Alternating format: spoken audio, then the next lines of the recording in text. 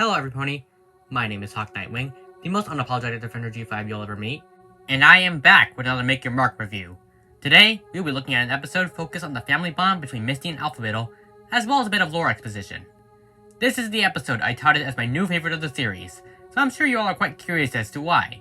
And we're gonna get to that right now. Before we begin, if you are new here and you are not subscribed to the channel, then what are you waiting for? We analysts appear to be a dying breed at the fandom, as mindless hate videos are all the rage now. So if you like what you see here and you want to see more, then feel free to slam that like button and subscribe to the channel for more amazing funny content just like this. YouTube's algorithm works in mysterious ways. Small contributions like this make a huge difference in helping me grow. This is my review of Chapter 5, Episode 4, Father of the Bridlewood.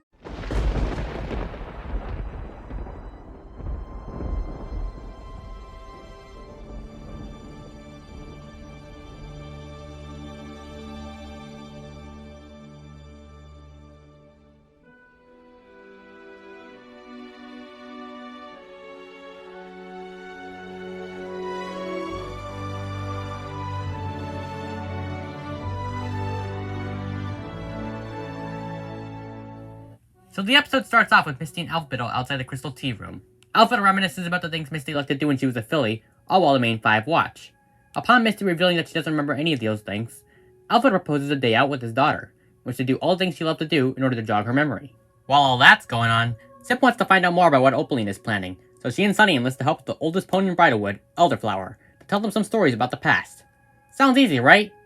Well, it would be if only Elderflower wasn't having a midlife crisis and agrees only to do so on the condition that they take her to visit Zephyr Heights. Both stories are resolved in similar but different ways. Alphabettle realizes through her talk with his daughter that he needs to let go of the past and embrace who Misty is now, while Zip finds solace in doing something nice for Elderflower that makes her happy, even if it doesn't directly help with her investigation. Or does it? The episode ends with Misty being offered a place to live in the Crystal Bright House, and Elderflower telling the ponies the story of the Together Trees. So, what do I think of the episode? Well, I am pleased to announce, as you all probably know already, that this is my absolute favorite episode of the chapter, and maybe even the whole series. Why? Well, unlike the episode before it, this episode is firmly focused on Misty and Alphabettle's relationship, and teaches a wonderful lesson about letting go of your grief and embracing change. This is a situation, like Portrait for a Princess, where the sheer power of the story doesn't hit you until the resolution, and I really love how Misty's relationship with Alphabettle is portrayed here. The last episode made it seem like that they were reunited and that was that all the grief and pain that Alfie built up was gone in an instant. But it's not really that simple. Real life isn't that simple. When a family member is gone for that long, and they finally come back years later, they're normally not the same person that they were then. Especially in Misty's case, she was abducted at a very young age. All she knows is the life that she lived growing up, so when Alphabettle tries to remind her of the life she had before, of course she doesn't remember. She's lived a life well outside of Bridlewood traditions for a long time, and the episode goes out of its way to show that readjusting to the life you once had before isn't an easy task. Misty is especially handled with so much care here. She isn't the same pony as she was when she was a filly. Things like her taste in art, the playground, and even her love for performing, all of it is gone now. The way she grew up, she wasn't given any of those things, and Opaline never gave her the opportunity to be herself. Because of her abusive upbringing, Misty is now a pony who is completely socially isolated. She hates the spotlight and the attention now because her life in solitude has made her shy and introverted. She doesn't feel at home in Bridlewood because that life for her is long gone. She tries to readjust and put on a fake smile because she doesn't want to tell her father the truth.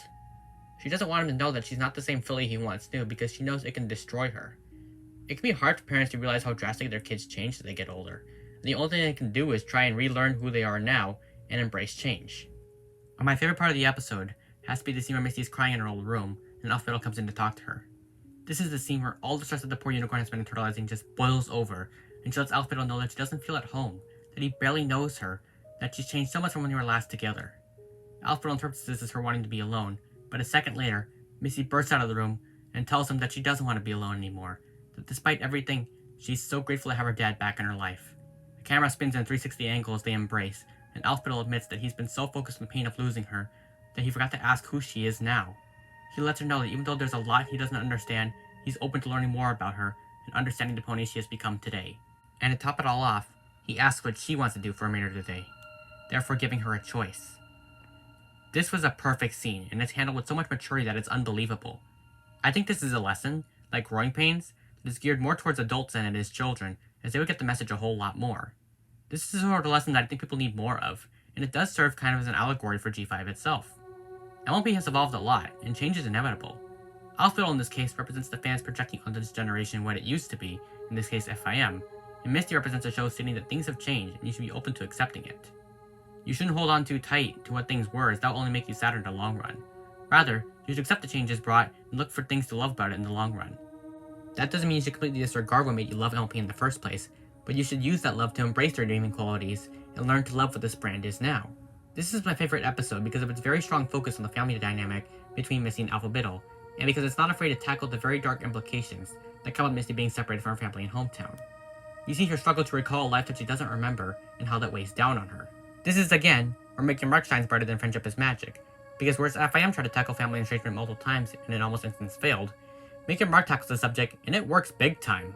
And out of the 2 episodes that tackle this theme, Portrait of a Princess and this episode, Father the Bridlewood comes off as the obvious winner due to the fact that there's more meat to the family conflict, and you have more reason to be invested in a father-daughter dynamic than you typically do a sibling one. And even then though, with 2 episodes tackling this theme with so much maturity, people really should be talking about this series more, because it's at this point where I can say with absolute confidence that G5 is now better than G4. Mega Mark really goes out of its way to ask how much better FIM could have been if more episodes besides The Perfect Pair were written with this much maturity and grace. I mean, the writers here are really pushing the boundaries as to what an MLP story can be, and the more they continue to take risks, the more we get to see greater stories coming from this generation. Now, there are other obvious comparisons with this episode and Forever Philly that I've been seeing circulating, with the main argument being that they tackle the same themes. I'd argue that they don't, though, because while on surface level you could say that, this episode makes Rarity and Sweetie Belle's conflict look amateur in comparison. On top of having the central character changing as they grow up, this episode goes the extra mile and introduces the themes of lost identity and grief over losing a kid on top of that. The episode isn't so focused on how Missy changed as she grew up, but more so that she doesn't even know who she is, as her whole life has been robbed from her. She didn't change just because she grew up, she changed because she had a completely different upbringing than most ponies. While the 2 episodes share a message about change, the contexts are way different. The episode is more focused on reconciling grief and emotional pain as well as self-identity, on top of sending a message about accepting your kid for who they are. In this instance, it doesn't matter that Misty's all grown up now. She could be a kid. It's more so about how she's no longer the pony that Alpha Biddle raised, and how he missed out on an entire childhood with her. Rarity never had to reconcile losing Sweetie Belle to a traumatic upbringing, nor did Sweetie change all that much to warrant less than being so ham-fisted. In terms of which episode is better, Father the Bridlewood really puts Forever Philly to shame in this regard.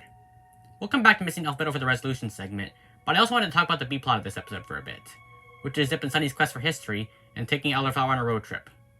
Elderflower herself comes off as quite spunky for her age, and it's a blast to see her on screen. The road trip B-plot itself is alright. Certainly nothing to write home about, but it was a nice lesson for Zip to learn. I appreciate the fact that Zip is given an arc here about patience and learning to let go of her obsession for a bit. Plus the subtle G4 references like the Carousel Boutique style line and DJ Pond 3's glasses were quite cool to see. Plus, I do also appreciate the return of the Zephyr Heights hangar after all this time of not seeing it after New Generation. What I want to focus on, however, are the 2 pieces of lore we got regarding what might have happened to Equestria. The first one is the story of the Greedy Bat, which is most likely in reference to Opaline and Twilight. The story tells of a bat named Dawn, who had to deal with another bat who wanted all the power for herself. To stop her, Dawn consulted with a spider, who wove a web to keep the greedy bat away. This is certainly an interesting story, and it's likely that this magical bat, named Dawn, refers to Lester Dawn, who we saw in the last problem. We know that Lester made friends at the end of the episode, so this could be implied that Opaline infiltrated her friend group and tried to take over Equestria from the inside. The spider is obviously Twilight Sparkle, and the web woven refers to the cloaking enchantment placed around Equestria. We just might have gotten our definitive answer here, and it's a very intriguing one too. I'll probably have a full-on headcanon video around November or something, where I put all the clues together and give you all my theory as to what really happened. And if some of you don't know already, I did make my own music track about this titled The Story of the Spider and the Bat, which you all should go watch right now if you haven't already. Yes, this is shameless marketing, but come on, I worked extremely hard on it, please go watch it. Now for the big reveal about the Together trees. This is actually quite interesting, and from what Elderflower says, we just might have already seen this in FIM. Case in point, the Treehouse of Harmony. Notice how the Tree of Harmony sprung back to life and uprooted after the Young Six came together? Or how about its very conception in the first place by the Pillars? What if I told you that the Tree of Harmony, and by extension the Treehouse, is a Together tree? Not gonna say anything more, this deserves its own dedicated video. And yeah, I know I promised a lot of upcoming theory vids which never came to pass, but I promise that at least some of them will see the light of day. The Moon Magic vid, probably not, but the Cutie Mark Magic vid will definitely be coming out, as I want to format it as a response to Star Strike's review. Dude, is something he said about Cutie Marks in G5 still irking me to death to this day. Back to Misty and Alpha Biddle, another moment I really like is Misty making her own tea for Alpha Biddle, and the way she describes his flavor as being a metaphor for him. I don't know, that was just a very touching and sweet moment between them. I just wanted to mention it before I forget. These two are so adorable together that it's unbelievable. It's another really strong point of the episode, and I hope we get to see more of these two as G5 goes on. The episode ends with Alphabet arranging for Misty to move in with the other ponies at the Bride House, with them agreeing to always be in touch with one another, and Elderflower regaling the ponies with all her knowledge. The last shot of the episode is a bud becoming a flower, certainly signifying that something big is coming for Misty. Absolutely beautiful episode. On further reflection, it's not perfect, but it's still enough to be my favorite. The story asks some complex questions about the nature of estranged family and embracing change, as well as providing some intriguing insights about the backstory that led everything to this point. This episode really goes to show above all else how far Make Your Mark has come, and it certainly feels rewarding to be proven right once again. The next review won't be as positive due to Misty's 4-part arc with this chapter ending, and now we're going back to more standard fare. Still, I want you guys to know that I love this episode, and it's certainly one I'll be watching over and over again. But what do you all think? Does Father of the Bridlewood rank as your favorite episode? Or is Family Trees Part 2 still the undisputed king of Chapter 5? What is your favorite episode of Make Your Mark? Do you think, like I do, that this series has officially surpassed FIM in terms of quality? Or do you think I'm taking my praises a bit too far with that? I'd still be interested in reading what you all have to say, so whatever you think, feel free to let me know down in the comments below. With that being said, this is Hawk Nightwing signing out until next time. Hoof to heart.